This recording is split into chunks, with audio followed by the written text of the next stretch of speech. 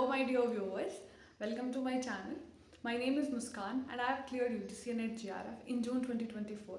I have also qualified GATE in psychology. और जो हमारी ये सीरीज़ है जिसमें हम पेपर 1 की यूनिट्स के इम्पॉर्टेंट टॉपिक की डिस्कशन कर रहे हैं और आज हम पहुंच गए अपनी 5th यूनिट पे जिसमें हम जो लॉजिकल रीजनिंग है उसके इंपॉर्टेंट टॉपिक्स को डिस्कस करेंगे जो प्रीवियस ईयर्स में पूछे गए हैं. Most of the student find this unit very difficult but मेरी यूनिट पर्सनल फेवरेट है. मुझे बहुत मज़ा आता है इसके क्वेश्चन सॉल्व करने में.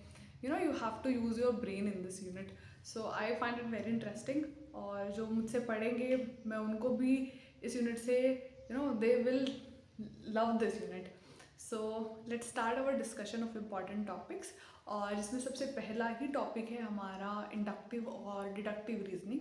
इनके बीच में डिफरेंस आपको अच्छे से क्लियर होना चाहिए कि मतलब जो बेसिक सा डिफरेंस होता है उसके अलावा भी बहुत सारे डिफरेंस होते हैं. कि एक डिफरेंस यही है कि एक स्पेसिफिक टू जनरल, एक जनरल टू स्पेसिफिक है. उसके अलावा भी बहुत सारे डिफरेंसेस हैं, वो भी आपको पता होने चाहिए. और जिनके टाइप्स हैं जैसे कि जो हमारा डिडक्टिव रीजनिंग है उसमें आपका वैलिड और नॉन वैलिड है. इसी तरीके से आपकी जो इंडक्टिव रीजनिंग है उसमें स्ट्रॉन्ग और वीक है. मैंने उल्टा तो नहीं बोलती हूँ. ये टॉपिक बहुत छोटू सा और ईजी सा है, तो इस टॉपिक को अच्छे से करना.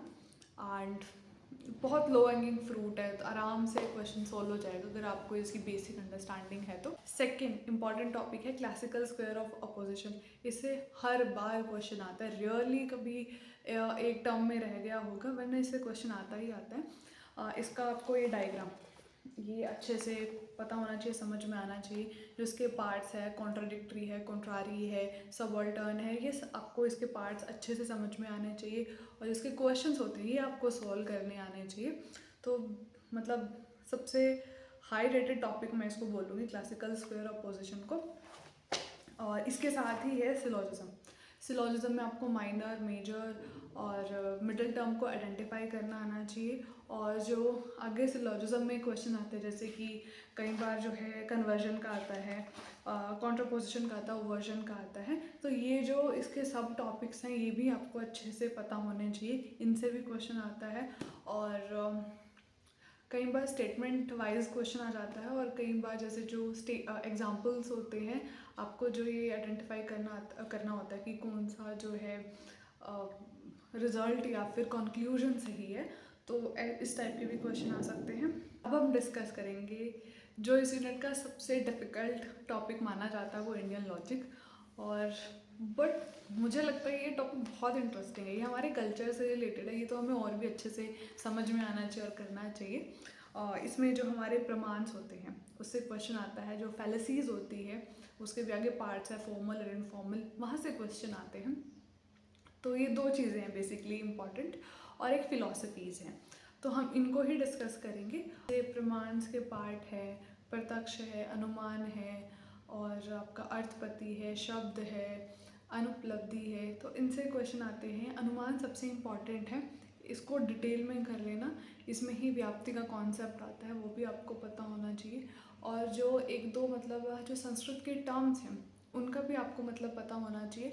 I know it's factual but अगर समझ के करोगे तो हो जाएगा. और ज़्यादा डीप में जाने की ज़रूरत नहीं है.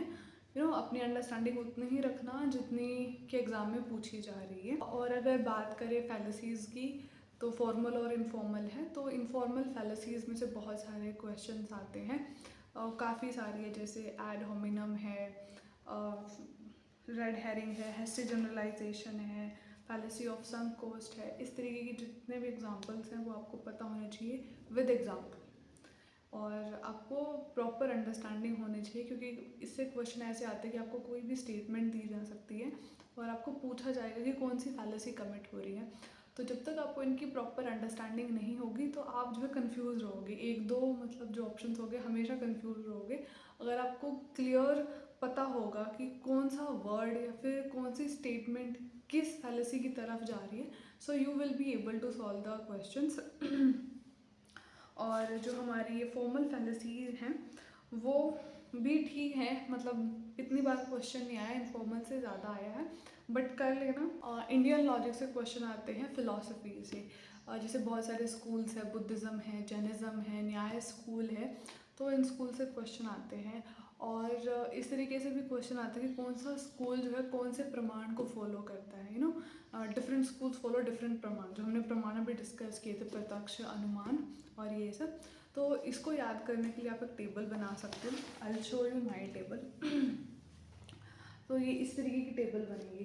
तो यहाँ पे मैंने स्कूल्स लिख रखे हैं और यहाँ पे सारे प्रमाण, तो आपको पता चल जाएगा कि कौन सा स्कूल जो है वो कौन सा प्रमाण फॉलो कर रहा है। तो इससे आपकी एक अच्छी अंडरस्टैंडिंग बनी रहेगी और दिमाग में पिक्चर स्टोर रहेगी अगर एग्जाम में क्वेश्चन आ गया। So you will be able to. ये थे हमारे लॉजिकल रीजनिंग के इंपॉर्टेंट टॉपिक्स, जिसमें हमने इंडियन लॉजिक और जो वेस्टर्न लॉजिक है वो भी डिस्कस कर लिया। तो ये यूनिट बहुत स्कोरिंग, अगर आपको ये यूनिट एक बार समझ में आ गई तो ये यूनिट रिवीजन की डिमांड भी बहुत कम करती है, एक्सेप्ट इंडियन लॉजिक, क्योंकि बाकी सारा काम समझने का। तो ये हमने सारे इंपॉर्टेंट टॉपिक डिस्कस कर लिए लॉजिकल रीजनिंग के।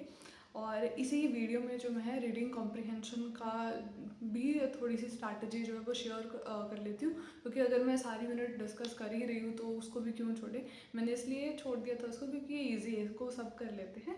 पर एक दो ऐसी टिप्स हैं जो शायद मैं आपको दे सकूँ और आपकी हेल्प हो सके, ताकि आप अपना टाइम सेव कर सकें। तो जब भी आप रीडिंग कॉम्प्रिहेंशन को देखें तो सबसे पहले जो है जो आपका पैराग्राफ होगा उसको क्विकली पढ़िए कि वो पैराग्राफ किस चीज़ के बारे में है। और जब आप उसकी थीम आपको एक बार पता चल जाएगी, डायरेक्टली उसके क्वेश्चंस पे जंप कीजिए। मतलब पैराग्राफ को डिटेल में शुरू में मत पढ़िए, पहले एक बार क्वेश्चन पढ़िए। एक बार फटाफट से क्वेश्चन पढ़ने के बाद फर्स्ट क्वेश्चन पे आइए और क्वेश्चन को अच्छे से पढ़ के उसी का आंसर जो है पैराग्राफ में ढूंढने की कोशिश कीजिए। तो आपको फटाफट होगा फिर अगर आप पूरा पैराग्राफ पहले पढ़ोगे, क्योंकि मतलब पैराग्राफ में बहुत सारी चीज़ें जो हैं इररिलेवेंट होती है, ऐसी ही दी रहती है, तो उससे हमारा टाइम वेस्ट होता है। इससे अच्छा है कि हम क्वेश्चंस को पढ़ें और फिर जो है अपना पैराग्राफ पढ़े, मतलब क्वेश्चन को ढूंढने के लिए हम पैराग्राफ पढ़े। तो this will be a great approach to solve reading comprehension. तो इस वीडियो में हमने 2 यूनिट डिस्कस कर ली, logical reasoning and reading comprehension. I hope you finding my videos informative. So please subscribe to my channel and follow for more. Thank you so much for watching this video.